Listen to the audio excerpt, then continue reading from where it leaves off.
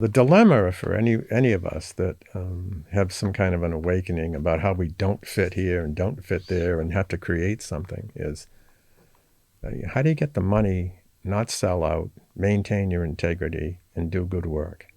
I mean, those are difficult questions. Hello, everyone. Chris Martinson of Peak Prosperity here, and I have a really special guest for you today. And I'm asked often, who is it that's been instructive for me? Where do I draw my support? Who's been really important to me in my life as I do what I do in the world? And that's today's guest. Peter Gallant has been a mentor to me, an invaluable source of guidance and leadership. And today we're going to be talking about what does it mean to be in this world? Like we talk a lot about how to do, what are we going to do? Are you going to build soil? Are you going to build resilience into your life? But we always talk about how the most important thing, at least I always talk about this, the most important thing is your own emotional resilience. Now, what does that mean? These days, we're recording this here at this moment in 2021, and that emotional resilience is becoming harder and harder to come by for a lot of people. I know because you tell me. I know because I feel it myself. Times are a little bit crazy right now. And when the people around us are losing their minds, it becomes even harder sometimes to stay moored within ourselves. Now, I think there's a larger framing for this. There's so many times Peter and I have been talking. I wished we'd had a record button pressed because I think you would have all gathered an enormous amount from that conversation and those conversations, because what we talk about often is exactly that. What is going on in the world today? How do we organize around it? What's my work in the world? How can anybody deal with this? Peter and I are both humans. We struggle with this ourselves. And in those struggles, we talk about what's going on in this world and how we can approach that. Peter has a very, very long career as a therapist.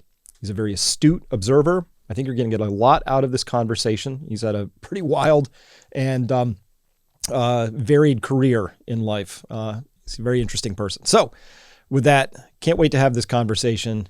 Peter, welcome. It's good to have you here.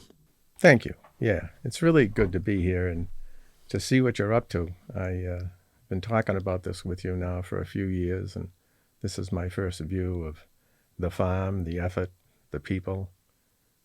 It's really great. Yeah, so first time being here. I've been pretty excited to have you here. So you laid eyes on it. What do you think? I love the water supply. The water supply, me too. Yeah. My favorite part. You know, what you're doing agriculturally and you're thinking about that. And this really turns me on. Mm-hmm. It's the stuff of life as far as I'm concerned. You know, that relationship to the earth and how we can, take care of that. You know, how we can take care of ourselves by taking care of the earth in a better way. It just feels good to watch what you're doing here.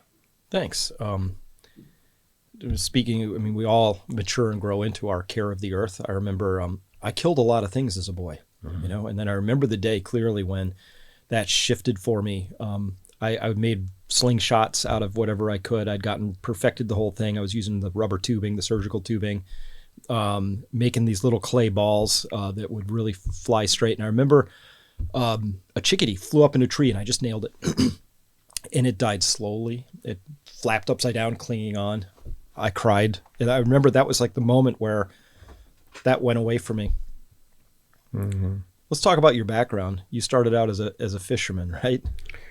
Well, what did I start out as? I was experimenting for quite a while to see where I fit in this culture, and I couldn't find a place. I was a school teacher. I worked for an insurance industry. I was a fundraiser. I did a number of things. I ended up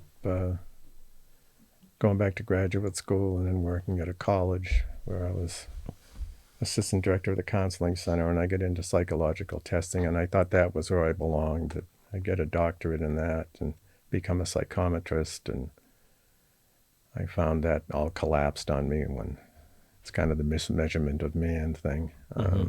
So that didn't work for me anymore. So I was pretty much lost. And actually, my whole thrust of my life up to that point was not working. The vector was itself, my love of my life wasn't working. How old were you then? I was about 30, 31. Mm-hmm. So I cashed it all in, and I got a divorce from the woman I had been with for 7 years, and then 14 years, well, 14 years in all, 7 years courtship and 7 years marriage. And I got into a Volkswagen van and pretty much left the scene behind me. So it was all that experimentation, and I became a commercial fisherman then. Mm. So I fished the North Atlantic for about 10 years, year round. Weren't you out in that perfect storm? Yeah. But, you know, that's kind of like being in World War II, you know. There's not a lot to say about it, just that it was, it was the finest experience with seeing Mother Nature in her true form, I should say. I was awestruck by the power of it all. And, of course, grateful that I didn't get taken. Who was on the boat with you that day? Oh, about 6 guys. It was a boat out of Gloucester. It was a Sicilian boat, an offshore dragger. It's an old schooner that was converted. Of course, they took the sails down and put a diesel engine in these things, and then just kept patching them. It was actually a submarine chaser in World War II. So it was an old wooden vessel, deep in the water. It was 110 feet, so we survived because of its length and its depth. Boats that were only 60 feet long turned turtle on that because the waves were so high. So, yeah, we made it. There was some excitement, of course, and things happened, and there was a fire in the engine room, and no one went overboard. That's a good thing because the sea was all just foam. You know, if you fell overboard, you just disappear and suffocate. So, but there would be no hope anyway. I mean, but being overboard, you're dead anyway. But in that particular situation, it was definitely. So, we survived. That was when, in the 80s? Yeah, it was late 70s. You know, yeah. When I was right around that time, I would have been on a traveling school, and I remember we pulled up to Lubec, Maine, because that's where the founders of the school. We were on a school bus for a bunch of years and experiential education, but they were in Lubec, Maine. First time I'd ever seen the tide go out in mud flats, and so we would go out, we'd dig clams, and then they said, "Oh, let's go catch dinner," and we got in a little rowboat. We went out a few hundred yards and we caught some cod. It was just what you did. Like, that's what the ocean was. Today, I've been going up to Maine for a long time after that. There's no cod. There's no codfish. There's no cod. And there used to be urchins, but then they figured out Japanese people like to eat them, and they came with hoses and vacuumed them up. Then there's no urchins, which were the bottom of the food chain. And the last time I went up there weren't even any seagulls. They used to almost darken the sky at night as they went out to the rookery. There's still a few there, but I mean, you know, people hated them, rats with wings, but they're actually almost rare now by comparison. You know, so my experience in my life is the food chain has visibly collapsed. Yeah. Across an entire coastline, that when you go, if you just drove up there from Boston, you'd go, "Oh my God, it's so rugged and wild. This is rural. This is wild." It's not really any of those things anymore. Yeah, beaten Relatively down. speaking, Lubec, of course, is 90 miles of coastline, and it's drop dead gorgeous in my estimation. I love Lubec, but yeah, 500 years of a binge on codfish from boats from all over the world. The biomass is gone. The codfish have not returned, really. The haddock have come back a little bit, but the codfish have not.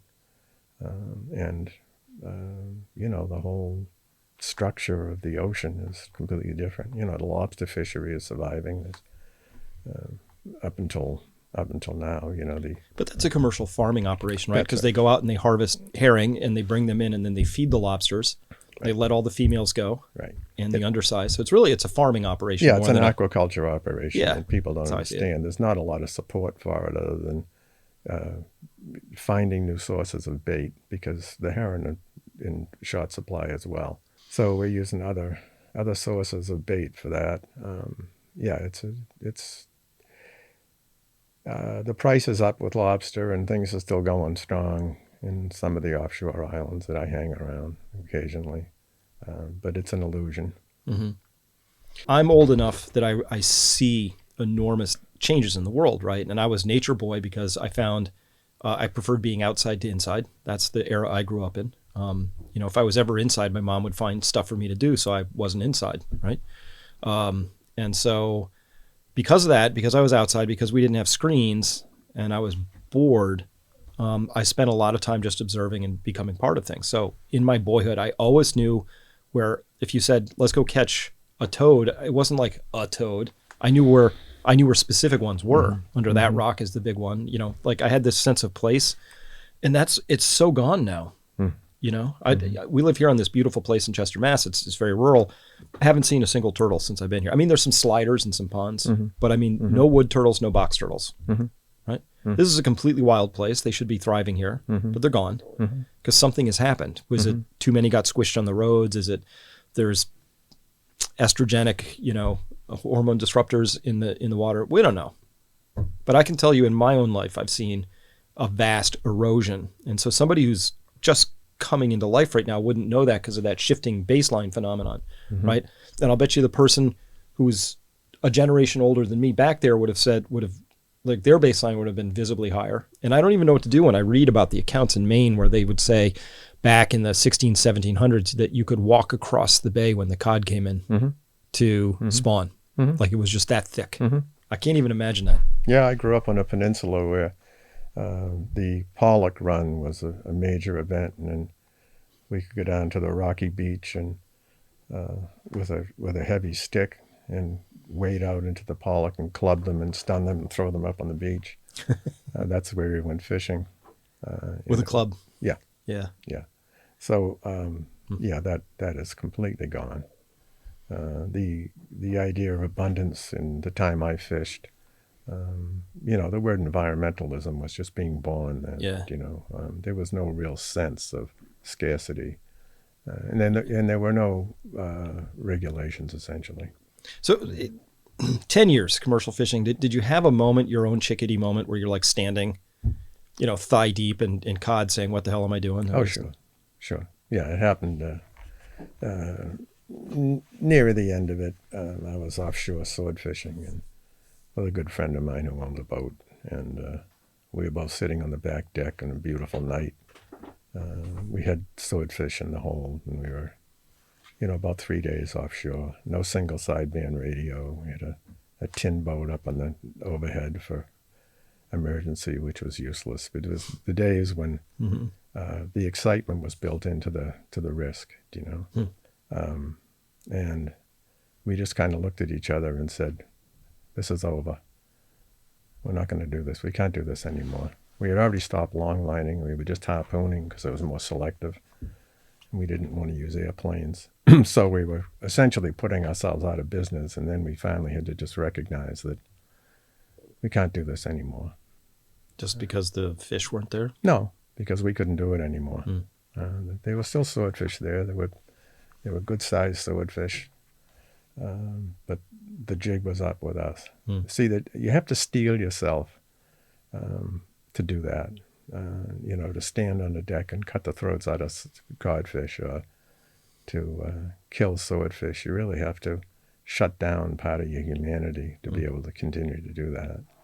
So that kind of sneaks up on you occasionally, and that was the end of it. And he was actually a very famous bluefin tuna fisherman that just had that epiphany, and he spent the next 14, 15 years writing a book that was essentially an apology.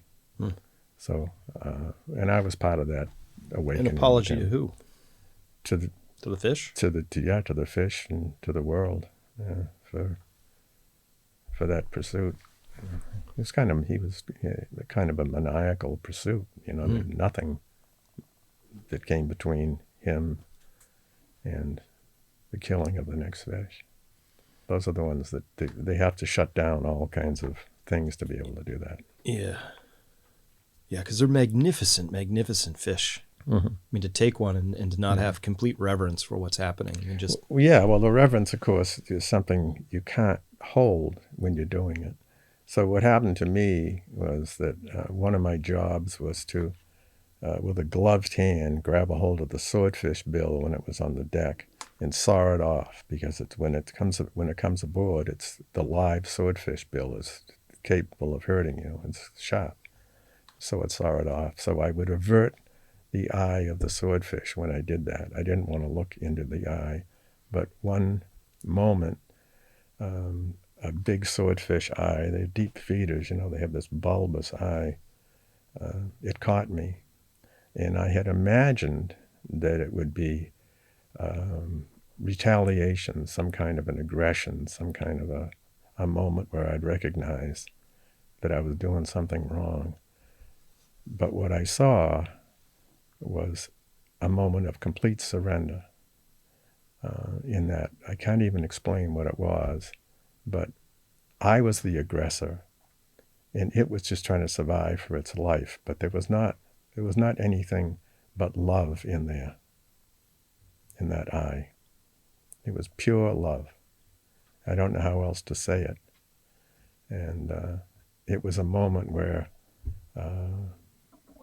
I had to acknowledge that I couldn't keep doing it. So it was right after that we had that conversation. So something happened on that trip that wasn't just in me, it was in some of the other people on the boat. It was rising in us, and it was triggered for me by that particular moment. And that was a night when,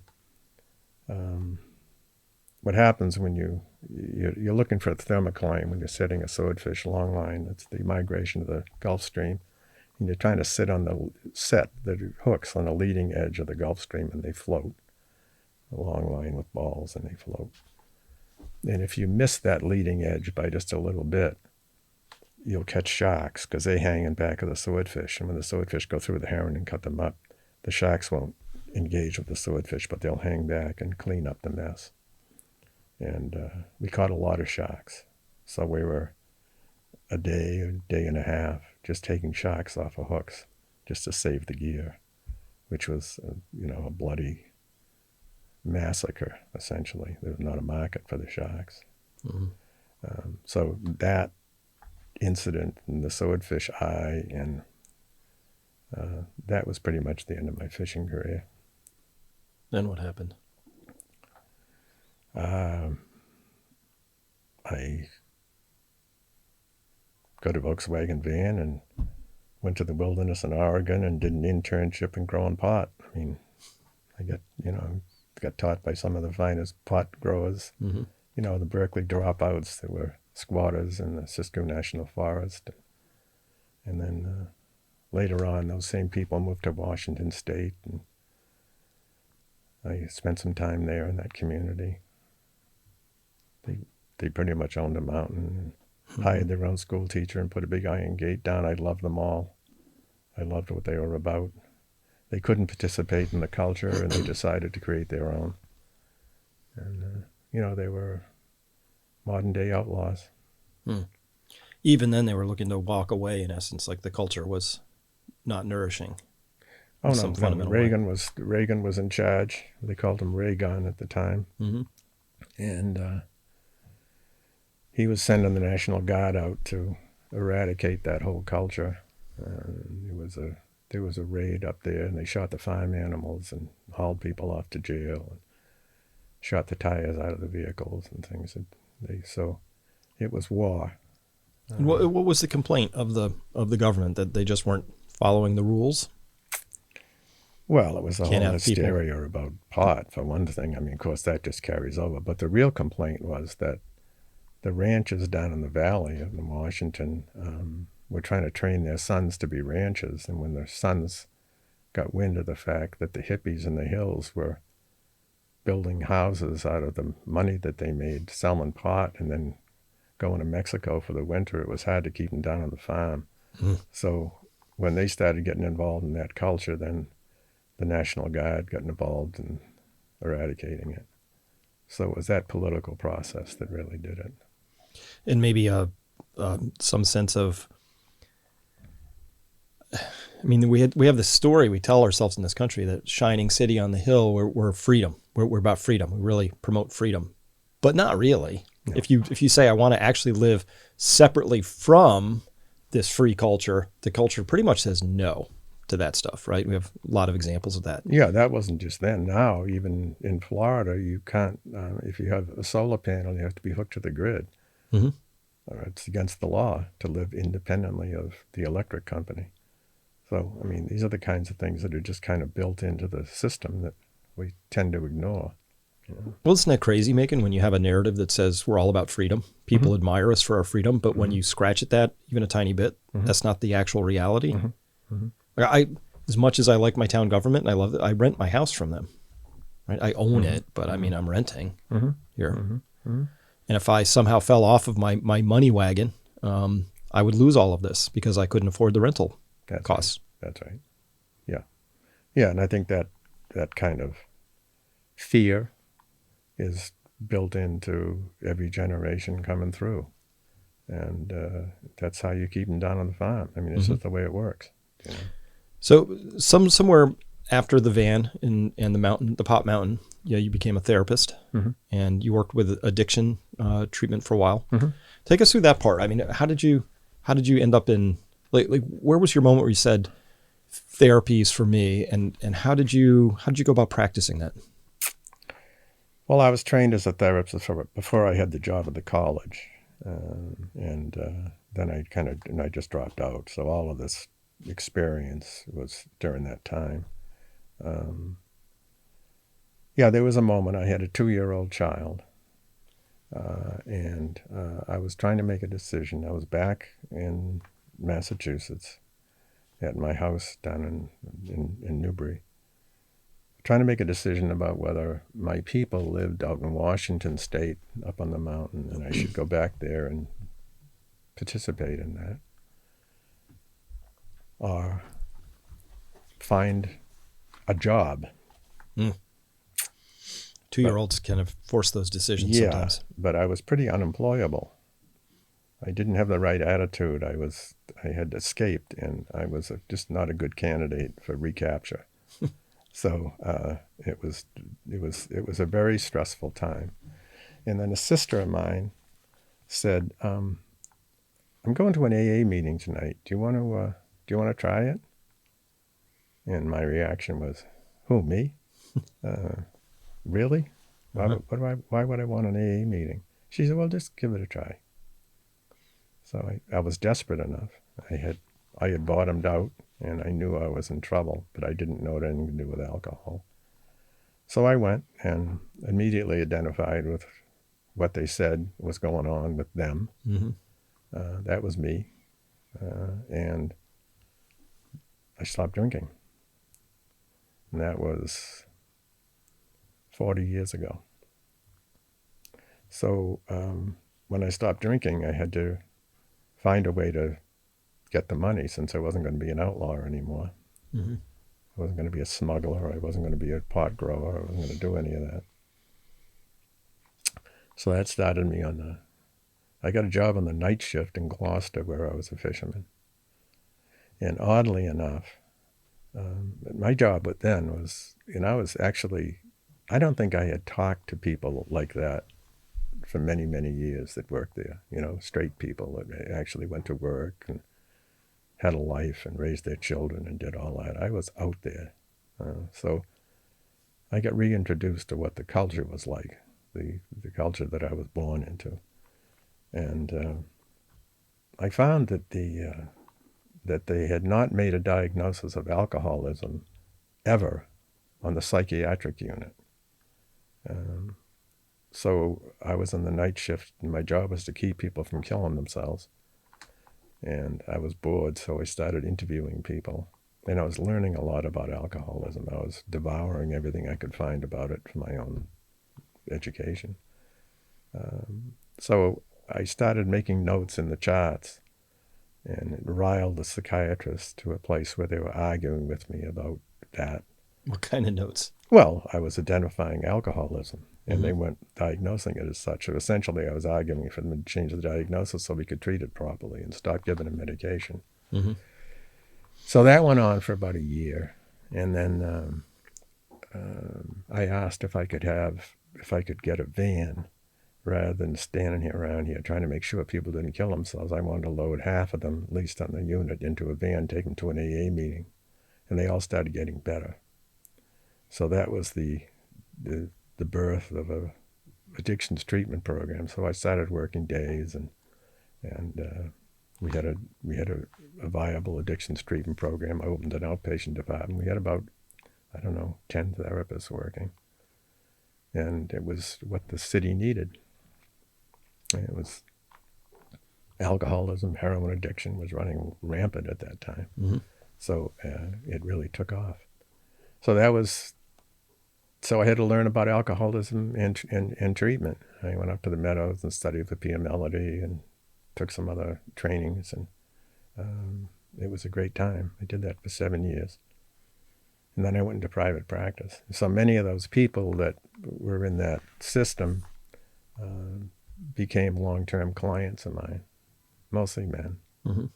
And I did it for 25 years. I had an office in Gloucester and an office in Newburyport. I closed the Gloucester office and worked in Newburyport, and then took to the woods after about 12 years.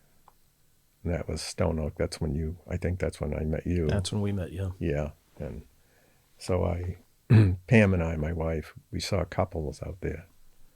And I had men's groups, she had women's groups. And so we had a whole life of that.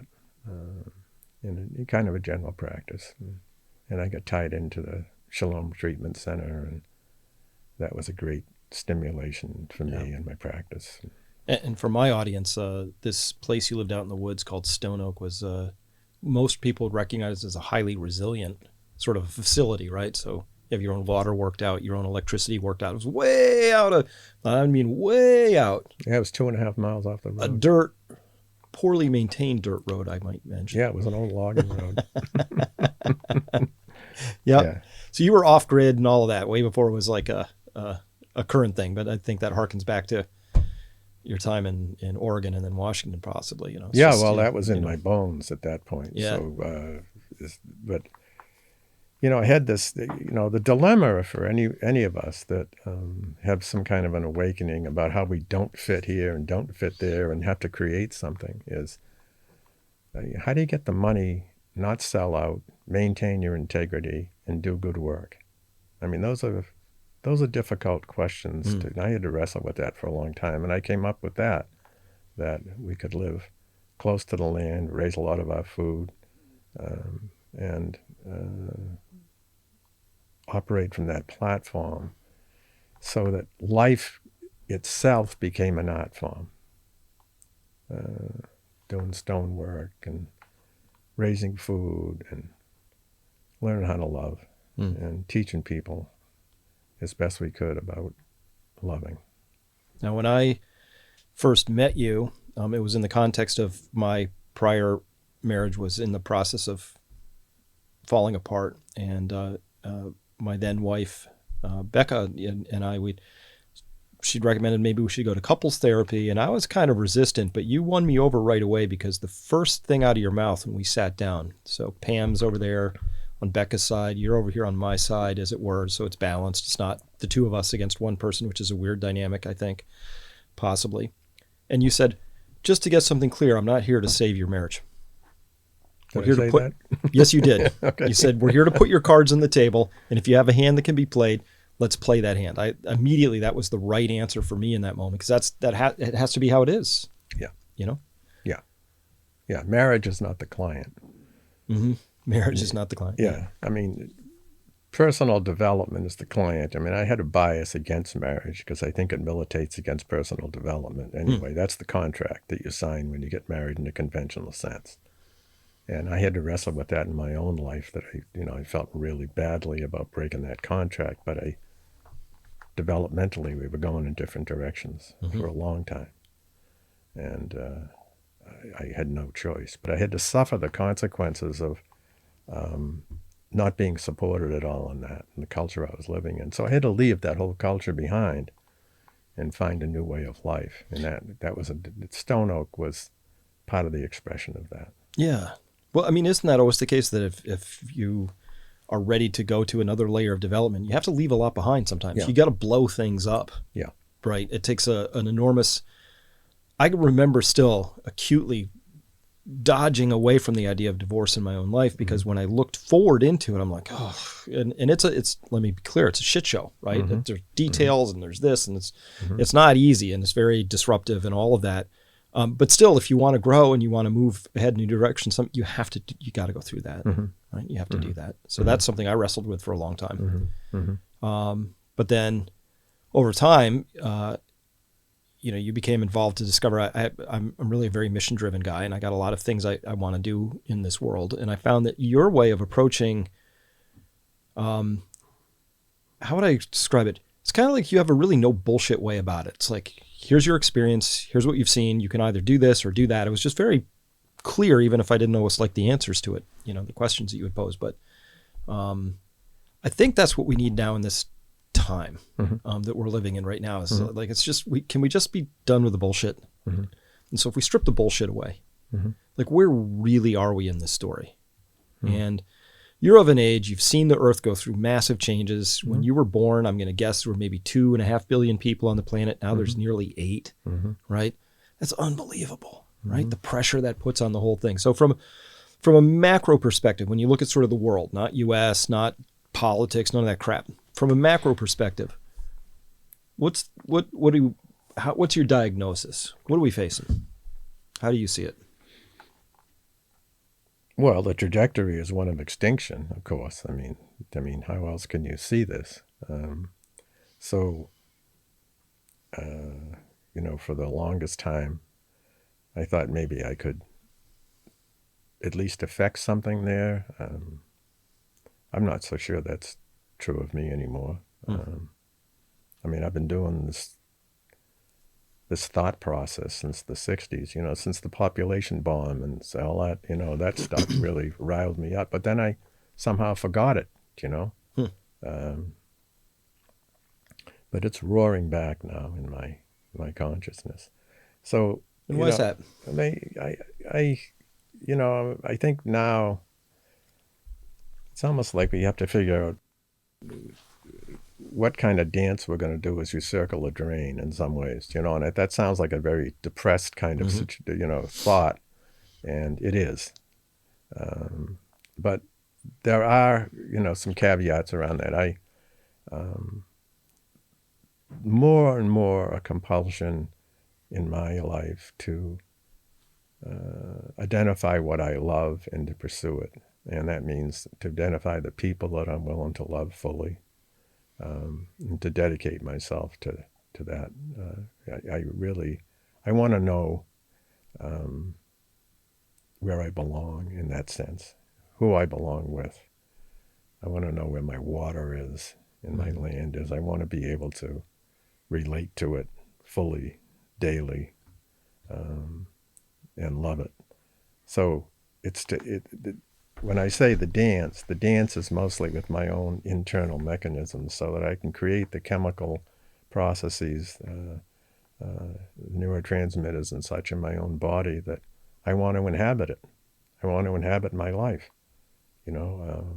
because otherwise it's too grim, really. So it's a source of joy for me to be able to focus in that direction.